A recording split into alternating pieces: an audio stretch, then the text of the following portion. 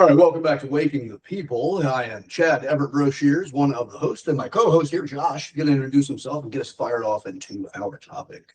Hello, everyone. Welcome back to another episode of Waking the People. As always, don't forget to hit that subscribe button. Don't forget to hit that like button. Leave a comment. Let us know what you think about the show. A few different topics today. Today, we're going to be getting into a little bit different topics than what we've been talking about here recently. A lot of our older subscribers, they know that we will jump around topics. You can very easily depict our show as a political show, and I wouldn't necessarily say that's incorrect, but it's not correct. We will talk about politics, but it's not a political show. We will talk about business, but it's not a business show. We will talk about sports, but it's not a sports show. So as always, this is all for entertainment purposes only. I just hope that you and the viewers get what you can get out of it, and you can use that in your life to make yourself better, which is kind of what the topics are going to be about today, at least from my standpoint.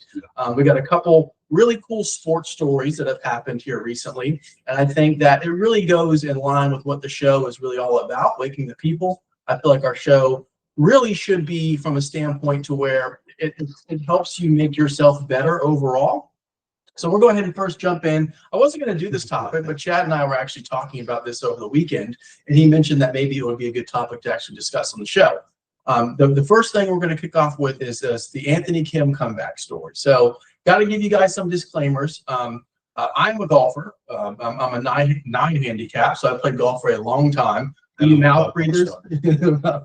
you mouth breathers, go look it up. Okay, USGA. I'm official. You can go find my name on there, and I am a 9 handicap. So I'm not capping, as the young kids say. But I think it's fair to give you guys a little bit of a disclaimer on who Anthony Kim is, because you may not know that. You may not be in the golf world. I feel like a lot of our viewers are not. But I think there's a lot to gain from this story. So I'm going to go ahead. It might be a little long-winded just to give you some backstory, but I think it's very important that I do that. So who is Anthony Kim? For a millennial golfer like myself, especially the millennials, Anthony Kim was, and is now starting to come back once I get to the full story, was really our first millennial golfer that entered the stage. And he was the first guy who really looked like he was going to be the next big thing back in the mid to late 2000s. So he went pro in 2006, won 3 times before his 25th birthday, which at the time, there was only a couple people who have ever done that, and that was Tiger Woods.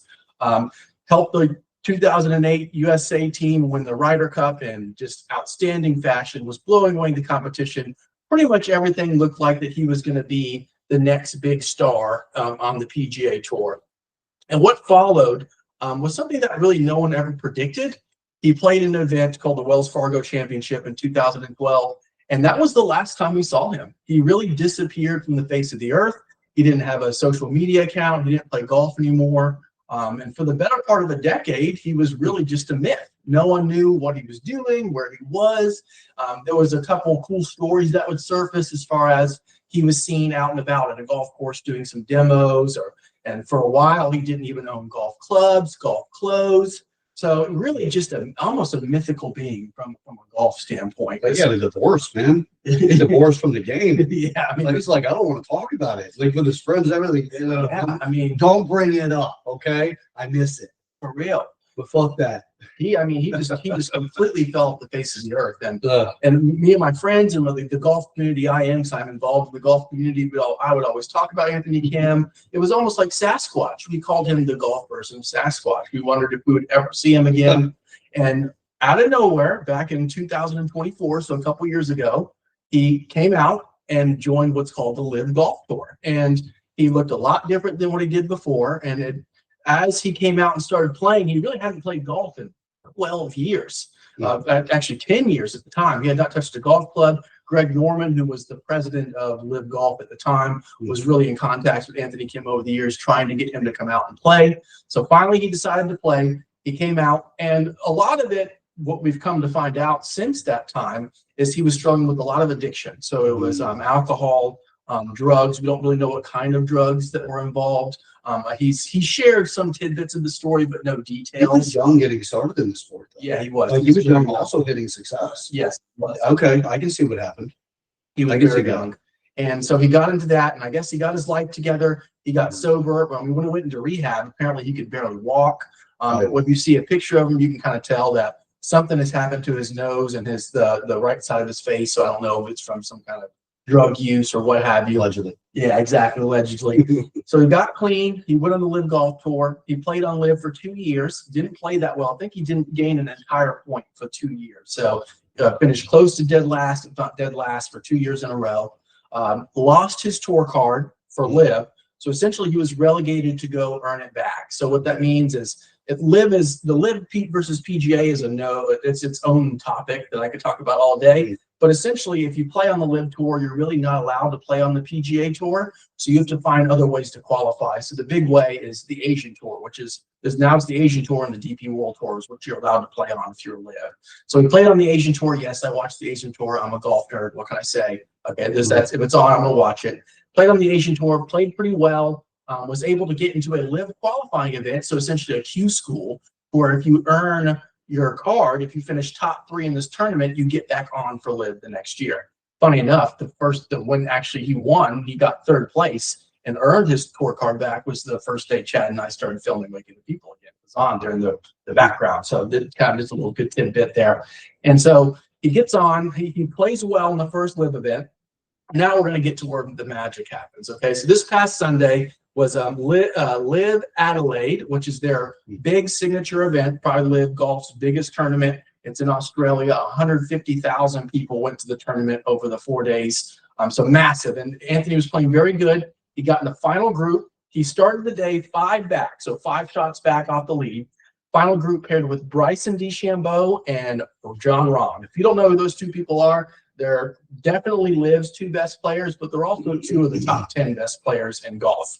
So that was his playing partners, and he proceeded to shoot a 9-under 63 to win by 3. He beat John Rahm by 9 on the day, and he beat Bryson DeChambeau by 11 shots on the day. So, I mean, what is this? The craziest turnaround. The teenager in me, the teenager in me has just been smiling day after day after day. It's a really cool story, not only for golf fans, but just for life and all the struggles.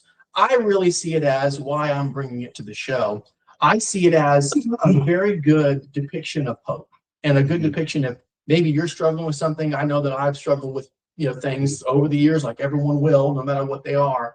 And it just shows if you do some of the stuff that we talk about on the show, we'll just use Anthony Kim's story as just a feeder into that. If you do the things you're supposed to do, if you stay disciplined with yourself and you stay true to yourself, that really everything is possible. And I know Chad respects golf, but not really a golf fan per se. You don't really watch it. So I'd like to see kind of what you thought of it. You sent me some thoughts, and we'll go from there. Yeah, so my thoughts on this whole thing is, yes, this is my disclaimer first off. I don't know players in esports predominantly. And the reason why is because I don't have that fandom that really draws me into it. I can see people that have skills. I can appreciate those skills. But usually, if I don't understand something more about that individual, it doesn't hold notoriety to me. Now, hearing the backstory of this gentleman, I understand what happened. I can see it, right? You can see the developmental aspects. You can see what happens whenever somebody makes success at a young age. It's so hard to reach somebody who has, for the first time, found success. Because if they feel that their measurement of success is greater than your own, or whatever disqualifying factor can come into play. It could be that you're in a different industry. You can't possibly understand what they're going through, or that they had a financial windfall that was faster a gain than yours, or something like that. It's not always easy to reach those people because in their mind, they've made it. And this is where you run into this almost like success arrogance to it, right? So the individual's like, they kind of wall off a little, right? They'll talk. They'll do all this stuff, and I've talked to a lot of people. I've tried to reach people that you just hit your first, real big windfall.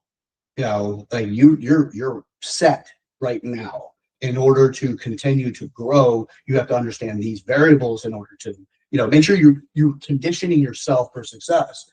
Don't get drunk on what you just got, right? And forms of that could be in the business world is where somebody hits their first.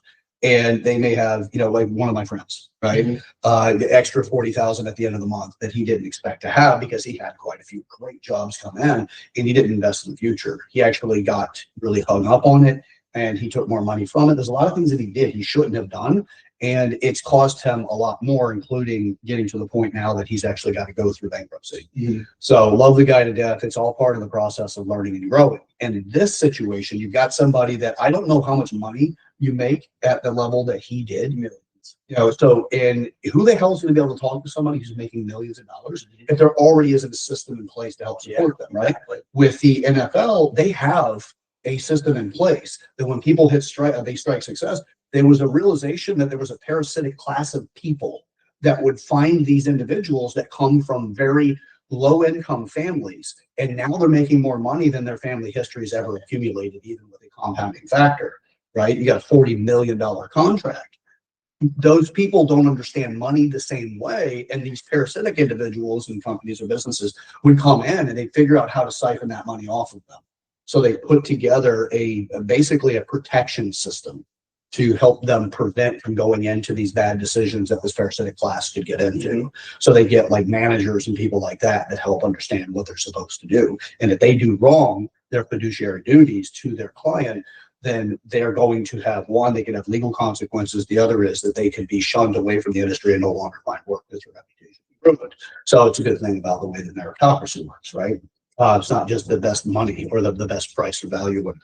So with this individual, here he goes through this process of becoming successful early on. He gets into substance abuse, and it may have a family history, he may not, though, but he gets into that, he falls short, then he disappears. And look, all the better, right? Because what he did is he had basically like in the celebrity world, like in the movie star world, he had a Robert Downey Jr.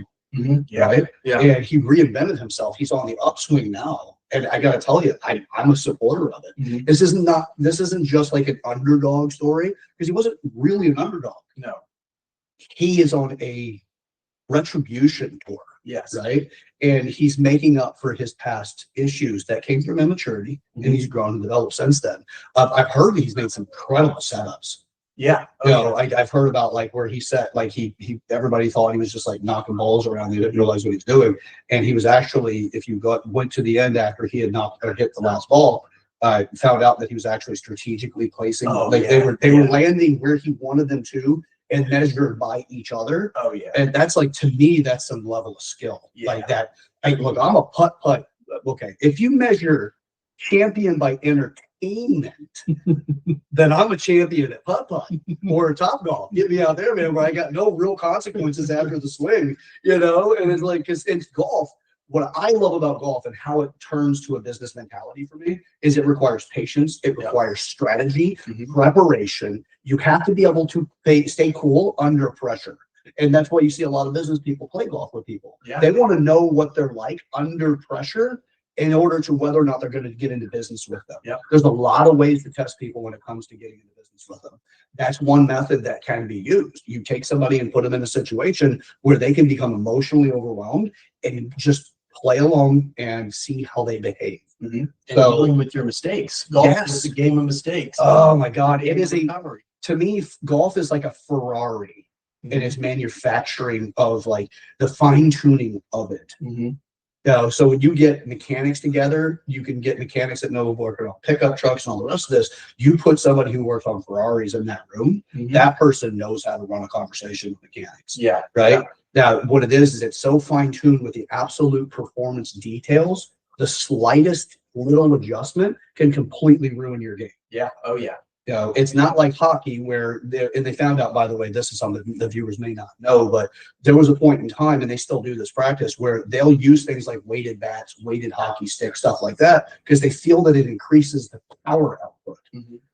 Doesn't mean that it doesn't, because it does aid in the weight value of stabilizing the movement, all of that, because my background is also not just psychology, but also physiology, working in the fitness industry, the being nerdy as shit. So so they get into it, they start swinging. The weight distribution causes the stabilization muscles to help potentially increase their draw power to delivery. But the problem, if you don't follow it up on the other end, is the accuracy factor. Because in golf, the slightest the slightest change in their training regimen can completely ruin their game for more than a season. If it's not found. Exactly. So it's very, very fine tuned. That's one of the things that I love about golf when it comes to how it's actually structured. So the depth of appreciation I have for golf of all of the sports. I also love MMA because of the way that it's like playing chess. Other than that, the boxing, there's a lot of value in that for me, but it's all in the strategy of the conditioning. I can appreciate all those things. I'm not saying I don't. I just don't have the draw to go to the stadium. I don't really, it's not my thing.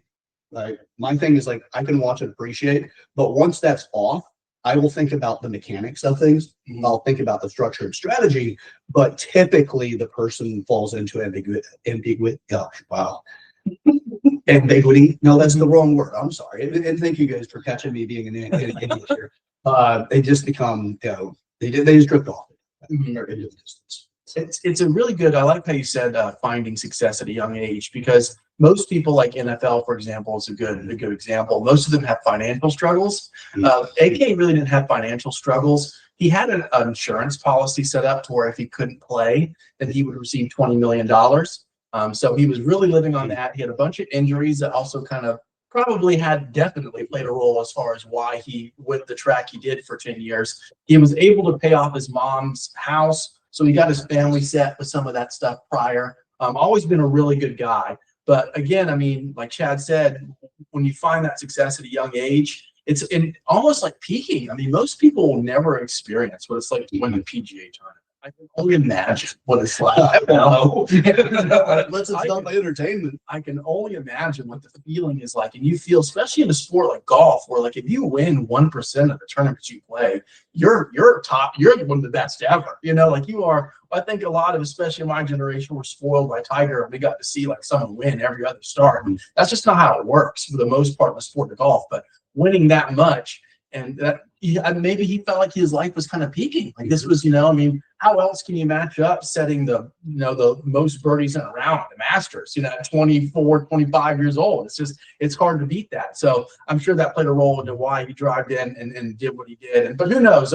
There will be a story coming out. He is saying there's going to be a documentary as far as the stuff that we don't know. But I mean, for me, just as an individual, I know a lot of people that I talk to feel the same way. To wake up on a Sunday morning and you see Anthony Kim chasing down John Rahm and Bryson DeChambeau, I mean, it just doesn't get any better than that. Some of the shots he hit, I really base my game off Anthony Kim. The way I play is how Anthony Kim played. I mean, I started playing golf because of Anthony Kim back in 2006. So it was really cool to watch. Really good for the sport. Really good for people. And if you're struggling, you can kind of gain from this, and you can always come back. It just shows no matter what it is, we got another comeback story in sports we'll talk about in a little bit. But no matter what it is, you can overcome it if you really want to. Anthony could have just sat back, take his $20 million, not enter the spotlight. Really, he had everything to lose coming back to golf, because he would lose if he went out there and let's say he didn't win. Let's say he didn't get this victory. And he even said, the only way I can impact people is if I win. It's not simple enough just to go out there and do it, which is a feat enough itself. But especially in the world we live in today, if you don't win, no one gives a shit. So he took a chance and said, you know what, you can keep the money. I mean, Liv did help him with his contract as far as covering whatever money he would miss out on, because that was really his golden handcuffs why he didn't play. But keep the money. I'm going to go out there and I'm going to put my legacy on the line, essentially, whatever that legacy may be, even if it's mystical or in theory. I'm going to put it on the line, and I'm going to put myself against the world, and I'm going to test myself. And there's something really beautiful about that I think the viewers will gain something out of, and everyone can gain something out of. I'll venture to say, not to disagree with you, but I agree. He had everything to lose, but he also had everything to lose if he didn't play. Yeah, exactly. Because this is what happens to retirees. Like when people talk to me about well, what's your retirement plan? I don't have a retirement plan. I work the rest of my life. It's just elevate to the point where you have the oversight necessary to, one, feel that you're actually making a difference, and that you're still developing what you want to create. Continue to create opportunities for people, and my family, everybody that I come across. Opportunity. So, but when you have those skill sets, it's so hard to put them to rest. This is one of the reasons, and you guys can look this up, the average life expectancy of a man post-retirement is 3 years. Wow. So, and the reason for that is predominantly because people, like especially men, we create coping mechanisms that we have to have tailored. It is controlled by your responsibilities. So if you drink to cope with the stress in life, you sober up before you go to work. And then when you get off work, after that window of basically fasting from alcohol, you get the opportunity to drink again. And it puts parameters of restrictions that keep people from letting it consume them completely. But once they retire, that's where there's no longer a parameter. And typically, if you've worked, like my father was a statistic in this, he got his Navy retirement 20 years. He worked for a utilities company and retired from that for 20 years. And he got his Social Security. So he was making a good degree of money doing nothing on his retirements. So he'd just sit around and, he had nothing else to do. He was an alcoholic. So he drank from before I would even wake up. And then he was still drinking when I would go to sleep. Really? So he had three years and it was over. He didn't do anything with his skill sets. He didn't have a purpose, anything else driving him, and the family structure and stuff. And I'll share this over time, but not now, wasn't exactly the welcoming, supportive thing that could have prevented the issues. This is common for men. It's the average life expectancy 3 years after retirement. So if you have skills like Andrew does, right? It's Anthony, thank you. You can just call me Anthony, AK. If you have skills like AK does, you're not going to want to let those go to bed. No. You're not going to be able to keep them because you're already fighting addiction. And if you don't find a way to fill that void, because addiction typically comes in where purpose lacks, or a coping mechanism to help you achieve your purpose, the addiction wins before the outcome typically is the desirable outcome, So you create something great, but you can't enter the promised land because you basically killed yourself in the process. Yeah. If he had not gotten into using those skills, I would imagine that it could have driven him back into exactly. leave his sobriety. It's really what saved him at the end. I love stories like that. Because it tells you what it's like. The human spirit, when you're in the right channel for yourself, you're in the right flow for yourself, for all the traits of your psychology to where you fit best in the economy of business, you will fit somewhere. I don't care who you are. You will fit somewhere in the system and be the best at it. You'd be one of the top ranked people if you were to be ranked because you fit it. When you find that, then you get into flow, and the next thing you know, that's one of the things that makes you it gives you purpose in life, that you're contributing to, the overall structure of society and the economy, and you're creating a pathway that your family could also potentially follow. Exactly. Especially children. More than just paying bills, like we talked about on the show. You got to have more than that. So great story. We will come back to it. Golf will be not an every episode topic, but we will talk about it, especially we're a local show. Next month in March, we have the Valspar Championship. I plan to go. Maybe I plan to make some videos for you guys. I'm going to try. I've yet to do the mobile thing. When I go to watch golf, I like to watch golf and just enjoy it. But so we'll talk about it. We got some majors. We got the Masters coming in April. So we'll discuss it. But the next thing that I want to get into is I hope that the viewers are noticing something different about this video than the other video. And it's a recurring topic that we've talked about. I think we should at least touch on it a little bit. Is we got a little sound upgrade. Okay? Got a little sound upgrade. So I'm noticing that. But the reason why I want to say that, not because flexing that we got new sound, mouth readers, is because where we decided to go, I think is important. We talked about it. And I want to talk about the experience of it. So we've been shopping for new mics because a lot of viewers have told us that the one thing that they wish that we could do is upgrade the sound system. So I listened to the mouth breathers, got some freaking mics. But where I did it, most people, like we know we hate Amazon in this show. Most people just go to Amazon, and there's other, you don't really get that experience to know what you're actually buying. So I went to Best Buy. First of all, I haven't been to Best Buy in like 10 years. So I got there, they open at 11 on Sundays. So I pull in, I'm like, I get there about 10:45, and I'll just sit in the parking lot. Nobody's going to be there. There's a line around the door. So I'm like, okay, so I don't know if there's a game being released or what have you, but there was a lot of people there. So I get in there. I noticed that the hardest part about Best Buy is finding a rep, because as soon as those doors open, those people lined up, they're finding the rep. And that's really the beautiful part about going to Best Buy. When I'm talking about it is, when you buy something online versus you buying something at a store. When I went to Best Buy, I finally found someone that was a good sales rep. Shout out Andy. He's a stand-up comedian. And it was a beautiful match, because I said, hey, do you know anything about microphones? And he was like, oh, absolutely. He's a stand-up comedian. He uses these microphones all the time. So working at Best Buy, but also has his own grind as far as trying to make it as a stand-up comedian. Leads me to these that we're wearing right now, which is the same setup he uses. And I was able to I'm very happy with the purchase. He just explained everything. He even talked about some future purchases for you guys as far as upgrading the camera and what have you. But just shows the difference that even Best Buy is still like a box store. You know, it's not like a mom and pop, but still investing in those not big conglomerates that most people buy things on, for example, Amazon.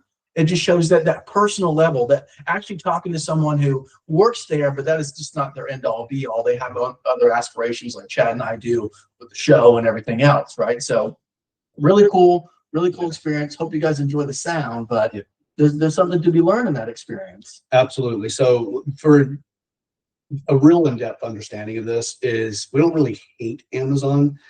We just understand the consequences to a greater degree than the average person when it comes to Amazon. Now, there's things to come out of this. I'm a big supporter of figure out a solution to a challenge. So a problem, people typically just try to do something that cast to the side as fast as possible so they can move on. I prefer solutions, which means that you understand how to strategize dealing with a specific challenge. Challenge and a problem are the same thing. It's up to you to decide what you do with that. I don't want to discard it. I want to understand it, learn through it. So with that being said, I encourage Josh to go because we're both looking into like what we could do as far as an upgrade. And I'm like, look, we've got to start breaking ourselves or weaning ourselves off of Amazon, all of us. And I have a solution to that too, which, we'll see how that works out. But anyway, as far as understanding the evils that can come out of this he's a capitalist and he's doing what capitalists do. He looks for his opportunities and advantages. And the consequences are that stores are shutting down. It wasn't his intention initially, I'm sure. I don't think he sat around twiddling his fingers going, I'm going to open up a bookstore in my garage and then take down all of these businesses and possibly even Walmart, which that fight's not over. No. And I think Walmart is not very well at adapting to this. But my thing is this, is that don't go to the store, try out the product and then get it cheaper online. When you do that, you're taking away the store. You have voted with your money to lose the brick and mortar. It may cost you a few extra dollars to go to the store. A lot of stores are starting to do price comparisons. Bring it up that you may have a cheaper rate somewhere. You can show them and then maybe they'll honor that. Check it out. I think Best Buy does that. Yeah, they have. Yeah, they do. So my thing is this: don't go to try out the product. And I did it in the beginning, but when I was unconscious to a lot of shit, way back in like early 2000s, and Amazon starting to come up, and the products were coming in later before 2010, and that's what I would do because hey, I wanted to save some money. I didn't realize that I was going to be putting businesses out of business, brick and mortars out of business. They were going, and they are still going because people are sending their votes over to this large company. And as we've talked before, what does a large company like Amazon do is they got to constantly make profit, and they're on an accelerated process now where they're re-manpowering, actually not re-manpowering, they're relaboring. Their labor power is being restructured in their warehouses, which they're cutting thousands of jobs. They have the potential to cut hundreds of thousands of jobs if they can replace those employees with automation. Automation is going to work 24/7, 365 days. 300.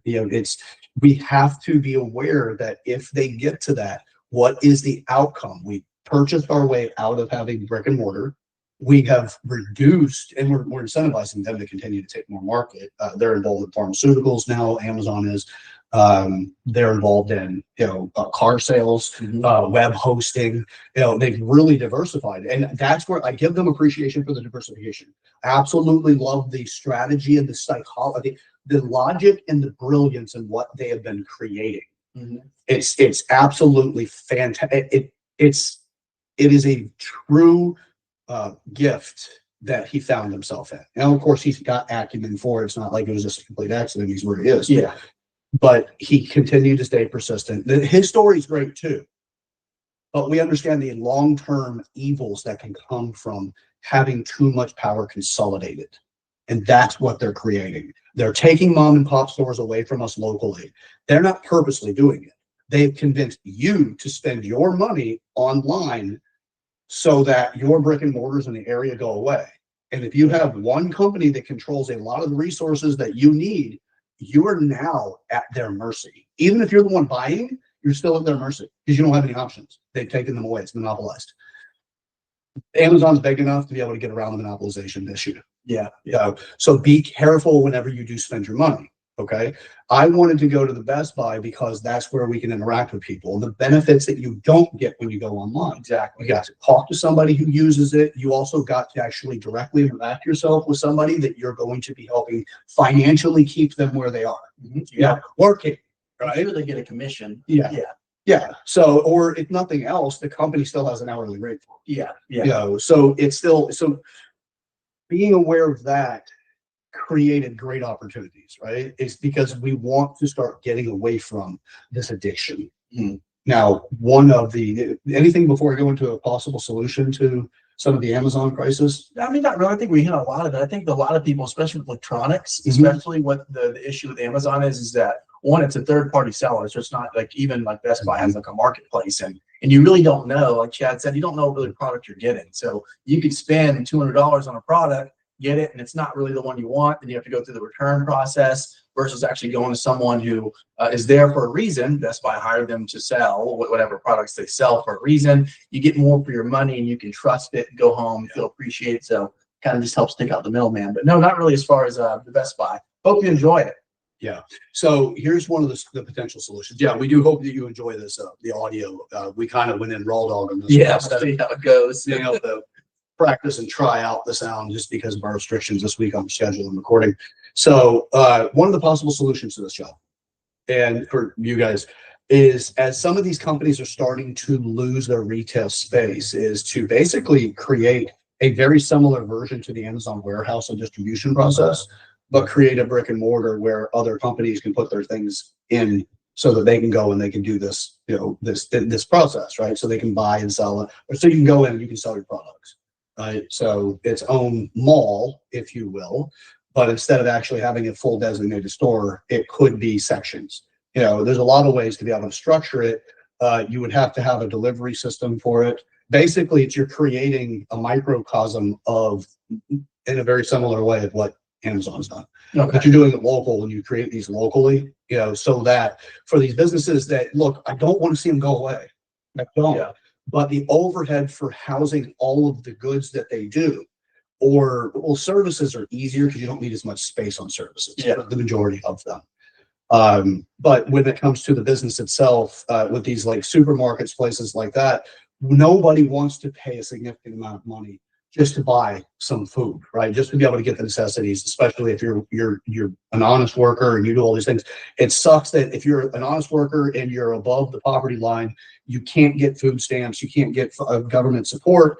You're going to the grocery store, busting your butt, trying to get ahead and make a living for yourself and your family, and you're watching everything that goes in the cart, where you see people that aren't trying, that have government assistance, government assistance, and they're grabbing everything they want. Now, thank God for Junior, and this is for their well-being too. The people that are that were able to go and buy all kinds of shit. They had more money to spend on groceries than, hell, I think anybody that I know's budget for groceries. Now, the people that I know, they shop smart. They're not overbuying stuff like this. You see excessive waste in these carts. You see things that are like, that's not even food. Yeah, cereal. Yeah. Things, macaroni and cheese in a box. Yeah. The crap in the store. Things that are making people unhealthy, and then that goes against our healthcare system. That goes against overall. You have to make new accommodations through the ADA, for Americans with Disabilities Act. Some of these people qualify for the ADA support, which would mean that if you're a business owner or if you're a landlord, you may have to modify the home in order to meet ADA compliance because this person is obese. Mm-hmm. And it's all costing a tax to everybody. It's not just the money that comes out of us that goes into the systems. It's also the hardship it puts on the system of the economy. Yeah. So so you see all of this, you're busting your butt, and you're really struggling to get out of that middle. You're trying to get a good piece in that middle class, right? Because the majority of us will fall someplace in there, but we're not net taxpayers yet. Yeah. Your goal is to become a net taxpayer, which means you pay more in taxes than you receive in benefits. Mm-hmm. Right. Yeah. So at the end of the year, you're also not likely to get a return. You're likely to have to pay in, unless you're a business owner and you pay extra all the time. Yeah. Then you may still get a return because you strategize that tax collection. Or the tax payment. Anyway, we put these things together back to the original point. would be something local that would be a solid solution. Is it's one big building or a series of buildings, very similar to outdoor mall, stuff like that, or even an indoor mall, but different by its overall structure, because you wouldn't have this massive unit that has, all clothing. Yeah, exactly. It would be smaller. It would still have clothing, and then you'd have options to buy from them online and have it delivered to you, but it's still going back to that company that you're shaking their employee's hand and you're in a building that they are paying to be there. Yeah. Instead of, you can still do an app version so you can get all the convenience and all of that.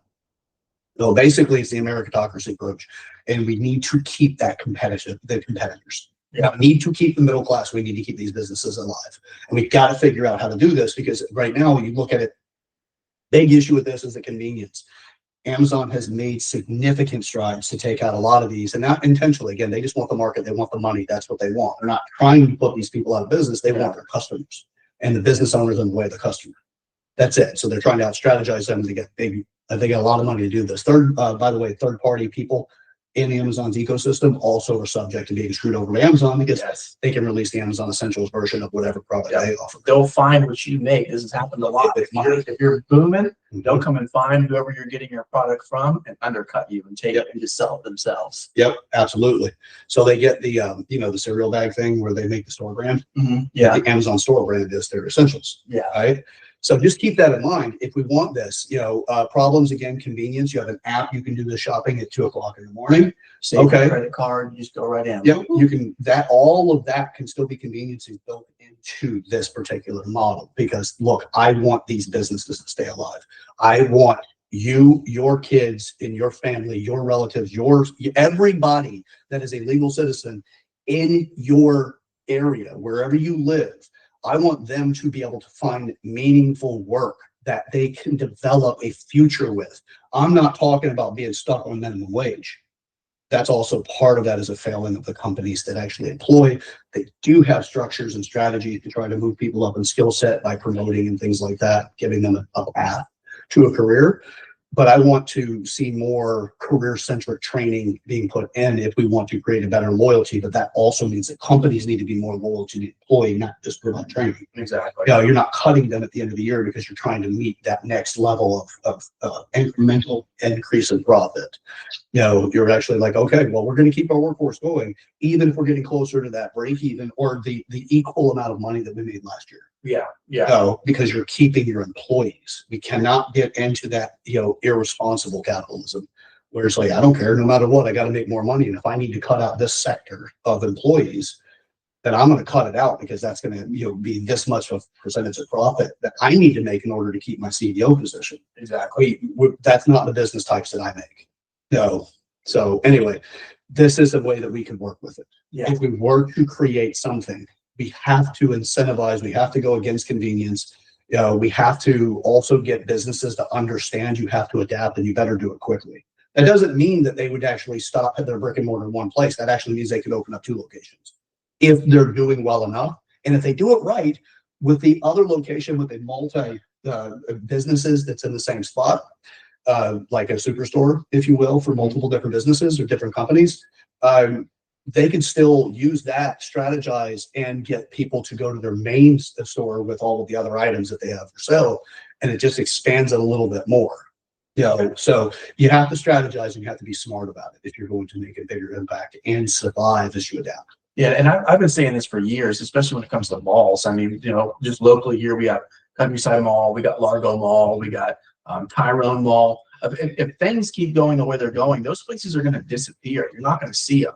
And so I like the idea of kind of building them up, and kind of related to Anthony Kim. I think golf is a good example of how businesses could really start, not outside of golf, but just the example. You can go in there, you can try the clubs out, you can get fitted, you work with the professional, they give you the clubs, you leave the store knowing what you got. For the technology, maybe there's some kind, I'm not sure if Best Buy has it, but if things continue, it could be a good idea. You actually get to go in, you get a demo set, you get to try it, you get to hear it, you get to play with it, and then you get to leave. So maybe some of these companies, And groceries would be hard. I guess you get samples and you Farmers can, markets. farmers markets, you know. Get Great alternative too. kind of beefing up. The only way we can really beat it from what it sounds like is beefing up that customer service aspect and that service. So I think it's a really good idea, and hopefully it continues on, because if not, then a lot of people are going to be looking for jobs, and a lot of people are going to be shopping online. Yeah, and I think one of the big issues that people run into again is the convenience. Once you get something, it's hard to let it go. Yeah, it is. You know, especially if it makes your life more convenient. You know, if you're shopping at 3 o'clock in the morning because you can't sleep.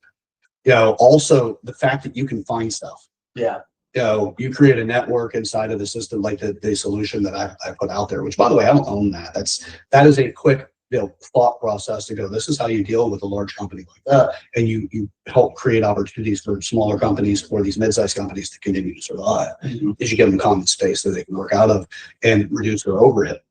So now putting things out where there are services like that, you know, convenience of the transportation or the delivery of those goods, everything can be set up very similar. We got ride shares going on now. We subscription, by the way, if you guys are curious, like how you'd actually do that, you wouldn't actually make it that the individuals are individually, you would pay for somebody and their time to deliver something, you know, and they've got to do 30 minutes and then you got to pay them their rate. So you're adding on whatever that rate is for handling those goods. Percentage is very common.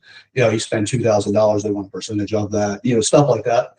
You wouldn't have to do that. You create a subscription-based thing where it's like, yeah, it's a membership. And that membership includes, you know, that at either just like, you know, they did it with Amazon initially. They went to Prime after a little while instead of paying for, you know, shipping with discount, stuff like that. Then they're just like, no, it's going to be shipped for free because you're a member that pays annually or monthly. You know, and it makes sense. That's how you build a budget for transportation. So everybody's doing it, not everybody's shopping at the same time. You may have more order purchases one time and then not so much another, and you just make it something similar to that. You incentivize people to now do a delivery service. They're working for something local instead of these mega companies like Uber, Lyft, and those. You're creating something better because it's a local thing, and you're creating opportunities so that you can see businesses grow and thrive in the area and get away from this monopolizing. You know, the tech companies, all the people that created these great things, fantastic. I would like to see those things, you know, brought down to a local level and owned locally. You know, not even owned in part by, you know, Amazon, and they have all these others that incentivize these small businesses, because I fear for what they would do after getting so many more businesses to join. Then you're like, okay, well, then they decide they're just going to, you know, copy their product or buy them out at a discount because they can leverage against them. Or pull us, you know, if they go into the private equity direction, which is they'll buy into the business, but they do have a responsibility the business has to provide. Otherwise, you know, it give them their returns that they're looking for, that they're agreed upon. And next thing you know, they squeeze them out. You know, that's another one. There's a great book, and I'll reference it next week, I think, because I forgot. It's the Best Buy story. Not Best Buy story. Circuit City story, I think. Okay, is what it was. But there's a book that's written about it. It's a problem with commodity, you know, and the difference between. Anyway, it's been a little while since I read it. I'll have to refresh on it. Okay, great book, but it talks about the problem there. So, yeah, good story, good stuff. Hope you enjoy the sound. So that'll be coming. We're going to try to make some upgrades as we go along. So definitely enjoy that. So this is next. It's kind of a comeback day. We got a lot of comeback stories. So I didn't tell Chad about this one, but I thought it was pretty interesting. I think as time goes on, you know, we haven't really talked. Again, the politics thing is just, there's only really one topic going on right now. So it kind of shadows out some other cool stories. So taking a little break from the politics, as things escalate, sounds like there's some things coming down the road. We'll probably jump back in them, but comeback story. So we got Ronda Rousey versus Gina Carano scheduled to fight May 16th. What? Yeah. Really? Yeah, I knew you would love it. Oh my God, I like both of them. That's why I didn't. I get not a fan. I'm not like that. I know they're working. I appreciate them both. Although, Gina Carano, far more famous. Yeah. And I don't. My money's on her, buddy. Yeah. Gina's a bad story. They're both badasses, by the way. And I absolutely appreciate their abilities. Yeah, I knew you would like the story. That's why I didn't tell you about it before. So Ronda Rousey's 39. Her last fight was back in 2016, so 10 years ago, against Amanda Nunes. You know, got tore up. They actually have very similar careers as far as MMA goes. They won a bunch of fights, had some losses, and kind of just decided to step away. Gina is 43. Her last fight was in 2009, so 17 years ago. So it's been a long time. So it'll kind of be interesting to see. And I kind of saw it was coming. I was a big Ronda Rousey fan back in the day. I think most men my age at that time were. She's a cutie pie, could sling you around. I mean, who does it like? Into it like that. Who does it like? Didn't know that, brother. Sometimes you want to. That explains your type. So really cool story. And she's been putting out some training videos of her, like doing some boxing training and doing some MMA training. So I knew something was coming. So it's going to be on Netflix. This is going to be May 16th. It's going to be Jake Paul's promotion. So it's going to be their first MMA fight. Kind of getting mixed reviews on the social media and the fight space. Some people say, this fight should have happened 10 years ago, which, is obviously true. It would have been nice to get it earlier, but kind of going back to Anthony Kim, it just shows, that these two, maybe they still have something left to prove. They want to go out there. Life is more, and this is, we'll talk about the fight itself and what we think could, what could happen, how it could go, but it's never too late to start. And one day we are all going to die, and you're going to be laying on your deathbed, and you're going to be thinking about the things you didn't do because you were scared to fail. You don't want to get turned into a meme, which is, the higher level you get, you're just scared. You're polarized. You're under a microscope as far as your actions go, the higher you are in society. And that is not, you shouldn't live your life that way. You should live your life. Listen, when I'm on my deathbed, I'd rather have a million failures than a million regrets. So what do you think about this fight? How do you think that it's going to get some good reviews? It'll get traction. Yeah. It'll get traction. I think that what we did is we had the crossover fights. We see a pattern to stay relevant, not for them specifically. I mean, just the fighting industry pattern.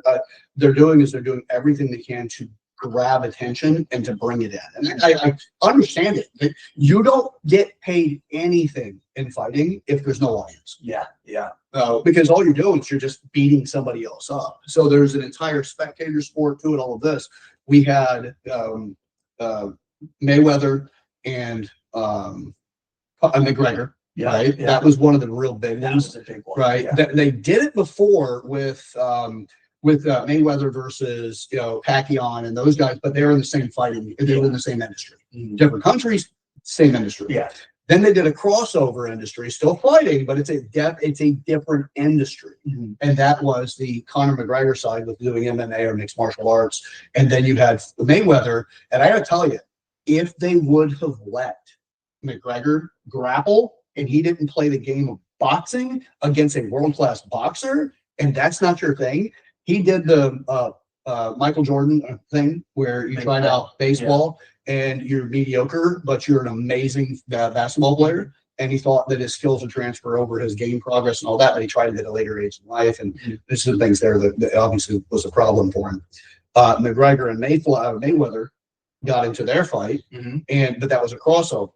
Then we have the Paul brothers. Yeah. And they're going in and they start off low end. And who the hell in their entire life would think that an influencer that was a nuisance influencer initially, and I think he still kind of produces some of that content. I like the fact he's matured though. And getting your ass kicked and fighting is a way of maturing. I promise you. If your kids are bad, get them into martial arts or get them into boxing, and make sure you interview whatever studio or dojo you take them to make sure that the moral compass of the individuals there that will be teaching your kid, make sure that they are your moral compass and hire those people. Okay. Because they're going to help teach your kid discipline and they'll start taking that edge off. A lot of times they just want to know that they can, and they're just kind of getting gassed up by their friends and social media and the rest of this nonsense, trying to find a way of being that, whatever. So, but when you mature them, like we saw with Jake Paul, right? He has matured. Logan Paul never seemed to be as bad as Jake. Yeah, they're kind of different. Yeah. So Logan's always seemed more mature. Yeah. Even though he's the younger brother. So seeing, who would have ever thought a nuisance influencer would have fought Mike Tyson? Yeah. And also survived. Yeah. And then getting the technical win. Yeah. It's like, what the hell? And then it's like, okay, I understand. Money goes a long way. I've got a lot of respect for Tyson. I can respect the business decision, but the legacy is what I actually am disappointed in. Because I think he threw the fight. Yeah, of course. So you've got that fight. Now you've got others that are coming in, and Jake and Logan are you don't hear as much about Logan fighting right now. No, he's not really involved in the fight. Like he did the Floyd Mayweather fight, but Logan, I don't know. I think I did like either of them for a long time. I think I kind of like Jake a little bit more because Jake's actually he's stepping in the arena. Logan, I feel like he's all over the place. He rides with whatever the current media topic is and just goes with it, not to get into politics because it's not on it today. But Logan's been more of the click, the hype, whereas Jake now, I mean, shoot, we got Ronda Rousey and Gina Carano fighting each other pretty soon. Yeah. So it's cool, to your point, what you're saying, how he's been able to develop this new fight promotions, and we're going to see some fights for better or for worse. Hey, they're getting older, 39, 43, but screw it. It's entertainment. We're going to see some stuff, and we'll see what they put on the card. That's just the main event. Yeah. We might get some other good. Hopefully, it's an entire MMA card. That would be cool. It's always nice to have. Yeah, it's always nice to have other people come back big, like UFC, for example. It's going to be a very beneficial thing for women's fighting, especially like women's MMA. It's going to be big for them. Both of the women come from that. Yeah. So, but it's going to be big for them because it's two name brand people. One of them just by fighting prowess, Ronda Rousey. I think she's in one movie, wasn't she? She did a little bit of WWE, but it's always been combat sports. Yeah. And then Gina went directly to Hollywood. Yeah. Right. And she had her problems, her challenges along the way too. Not problems, but her challenges. But what I absolutely like both of them. It's going to do wonders for the sport because it's going to put more attention over there.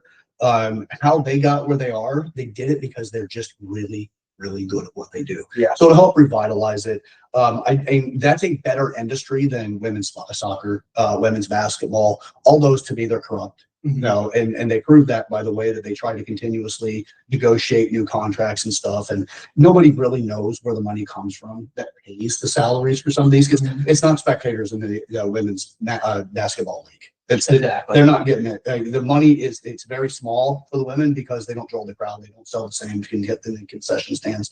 It just doesn't do it as like NBA does. And they're like, oh, it's because of patriarchy. Shut the fuck up. You're antiquated in your thinking. And you know what? I'm going to add something on that because look, I'm all fired up over this. That whole like $1, 70 cents to every dollar. Obama's full of shit. Because I can tell you as a business owner, and I can tell you for every business owner that I know, if they can save 30 cents on every dollar and have the equal amount of work done and the same amount of outcome, the same amount of hours worked every year, they would hire women and men wouldn't get jobs. Yeah. Because that's a 30 cents. That's a 30-cent savings every hour or every dollar earned. That's pretty significant. Yeah.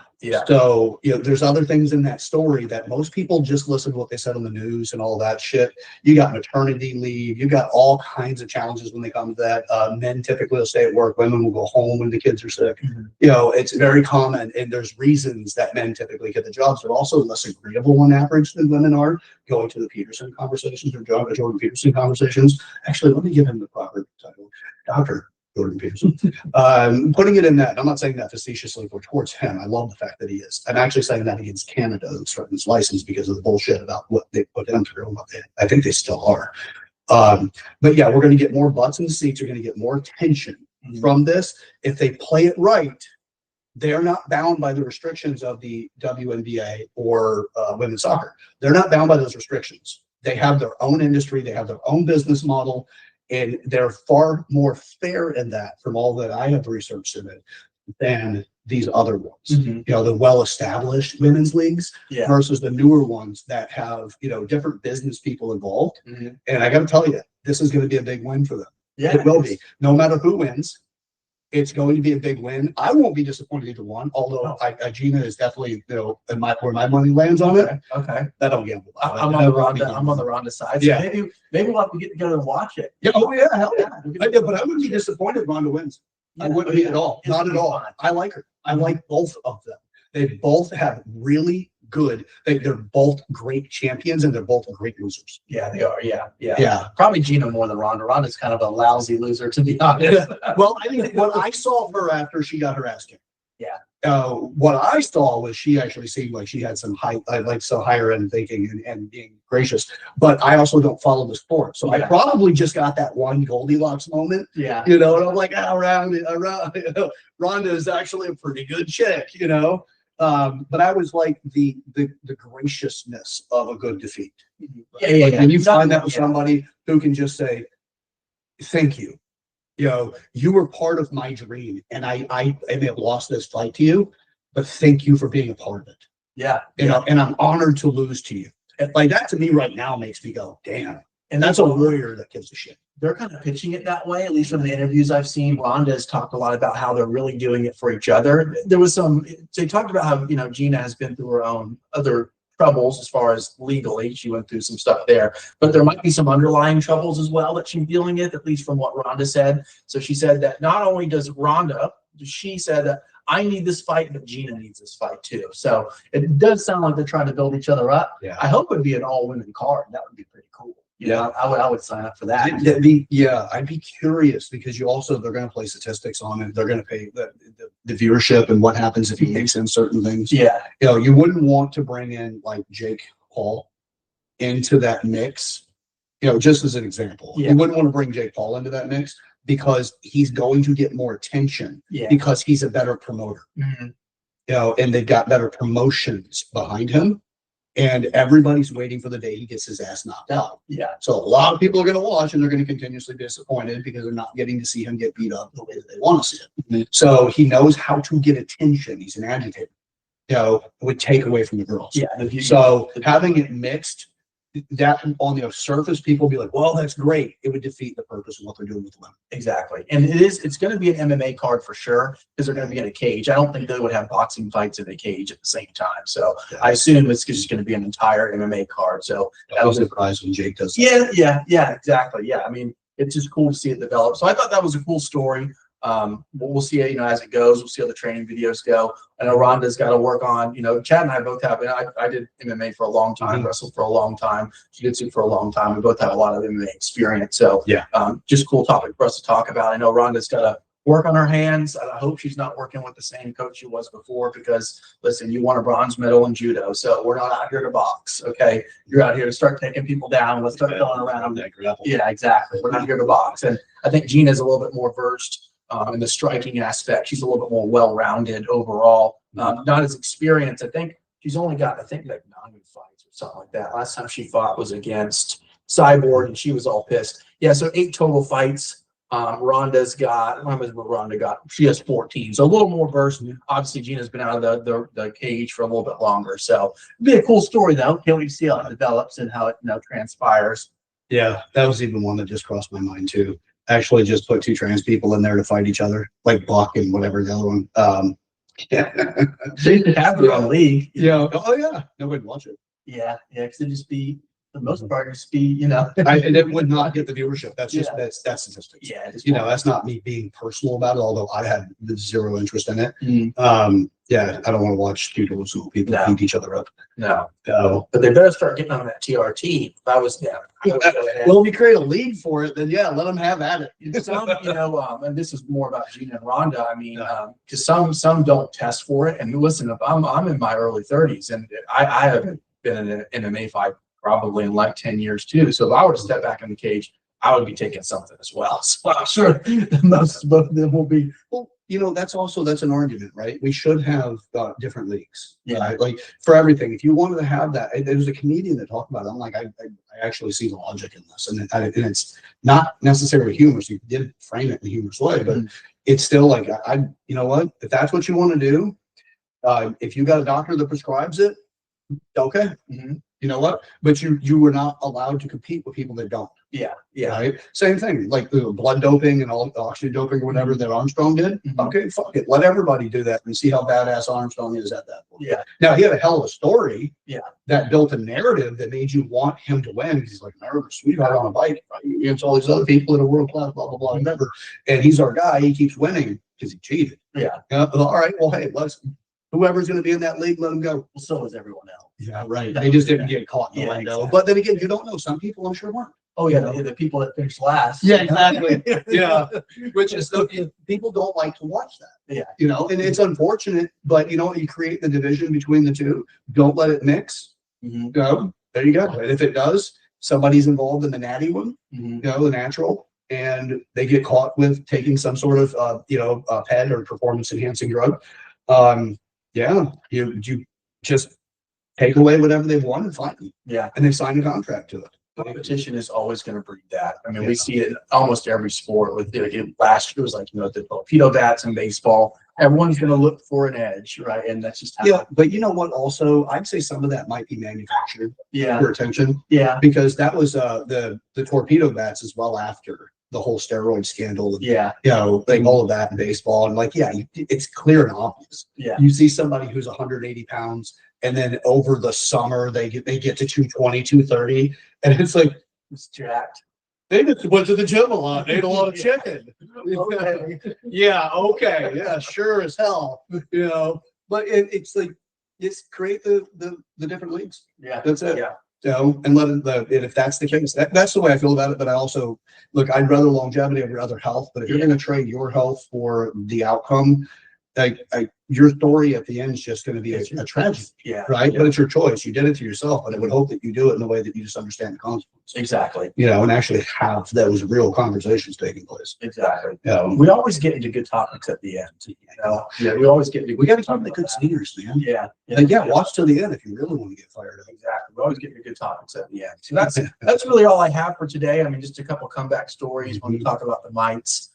Next week, I didn't want to get in today just because I really wanted to kind of escape, but from politics essentially, and get some of these sports stories I thought was really good. I think next week, last episode, which will be coming out soon. Last episode, we touched about relationships. I think next week, let's not burn it, but next week, I think I would like to dive into that topic a little bit and kind of just diversify what we talk about in the show. So, oh yeah, that'll be a good one. Really discovering your power partner. Yeah, exactly. Yeah. What that means. Are you just fucking? Yeah. Or are you building something? Yeah, exactly. Are Build you that base? Are you in a tender, like a tender app type relationship, or are you in one of those like power couples that you're planning a future together? Exactly. Like that's a very solid topic. So because you're going to spend a lot of time with your partner, you're going to spend a lot of time trying to find that person. Exactly. All of it can be a distraction if it's not actually building something. But at the same time, sometimes you got to know what it's like to have the Ferrari before you realize the station wagon is a better vehicle. Exactly. Right? Yeah. Because you got it. It's just depending on what's there in life and what you need it for, the application of it.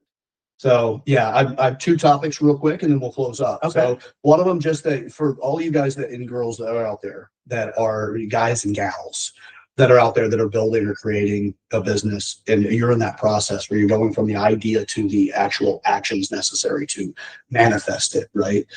You're going to have the historical steps that you're used to taking. You're going to have the terrain that you're familiar with having, right? You know what it's like to do this, and you know what it's like to fail, but you've come up with solutions to those challenges. You've overcome it. You've developed yourself, and you're more mature there. Then you're going to hit the invisible wall. And that invisible wall is going to be where you've stopped in the past. That's going to be the place that you don't know how to step forward. And it's not clear. You're going to ride an emotional roller coaster. You're going to get excited. You're going to hear the things that fire you up. You're going to get up here. And if you have no action points and nothing to do with it, eventually that valley is going to come back around. But that valley can be so depressing it stops you. This is, my own walk with, my path to the Lord, if you will, or to my own path to God, is to understand that what faith really means. And I don't mean faith in the relationship you have with God as much as I mean the faith in that things are going to work out. The faith that, look, you are in the low and you need to be able to just hold your eyesight exactly on the goal, and don't let that roller coaster of emotion take you out. The top is just as dangerous as the bottom. The peak is as dangerous as the valley, because that peak will get to the point you get peak burn, where you keep getting yourself motivated, and then you get to the point you become cynical about your motivation. And then again. Yeah, right. Oh yeah. So for you guys out there, just understand what faith means. If you strategize, you research, you continue to grow, you continue to adapt, and you have a high adaptation skill set or a high adaptive skill set, then you will find your success. It just may not be the exact goal that you have. Your idea may develop into something else, but you will find your success. You just have to have faith in that process. We are creating something with my company now we haven't done before. Yeah, but we're really excited about it. So creating this and understanding how it plays a role in the greater ecosystem of our real big goals is incredibly essential. So faith in taking those steps and just keep asking, keep checking, keep looking into things. Be careful who you share your excitement with, because they can deflate you or they can sabotage you. There's not a lot of people that are going to be fired up and say, I have resources to assist in this. So people do that on diets all the damn time. Yeah. You got, oh, you're losing weight. Did you try this? You tried not having any carbs? Did you try taking the supplement? They come out of the fucking woodwork when they see progress. Exactly. But it's not the same in business. Very rarely do people try to get involved unless they're just hoping that you're going to make them successful, but they're not trying to create a symbiotic relationship. They're just looking for that next opportunity to really take another step. But that step can be on your head. Right. And that's where you got to be careful who you share with these things. So when you share it with them, just, and we can talk a lot more about this as we're at the end of the show, but for future, if you guys want to hear more about how to share with people and keep them from destroying your goal, there's a process and strategy, and you have to understand who those people are, because you're going to want to share this stuff with people.